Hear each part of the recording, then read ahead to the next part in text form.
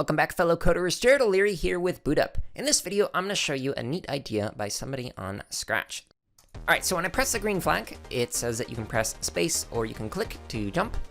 And your goal is to make sure you don't touch the top and to make sure you don't touch the spikes that are on the side right here. So let's see how I can do with this. So there's a spike on the right, so I'm still going, whoa. Okay, so I'm jumping.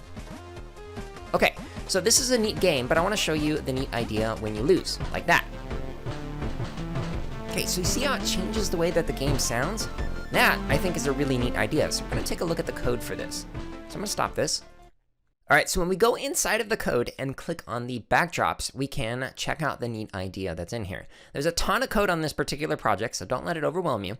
But the sound is right here in the backdrops. So when you click, it's going to play this forever.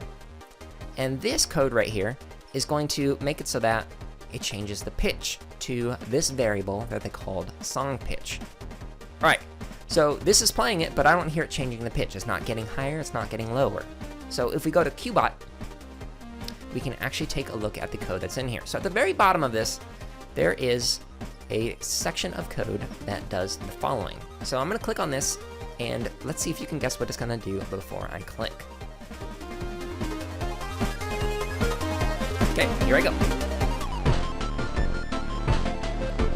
Okay, so what was going on there? So let me stop this real quick. All right, so I'm in our backdrops, and we're going to play the sound, but I'm going to set the song pitch to 0. So it's playing this. We want it to forever change to whatever the song pitch is. So what's happening here is this code is changing our variable. If we said by -1, and I click, and keep clicking, the song's getting slower. Now this was repeating it, so it would cause it to go by -10. And it can get really slow. Or if we wanted to, we could say change it by +10.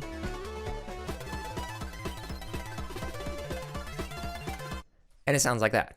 All right, so this was a really neat idea of using a variable to control the pitch of the sound and to make it so when you lost in the game, then it would slow the sound down.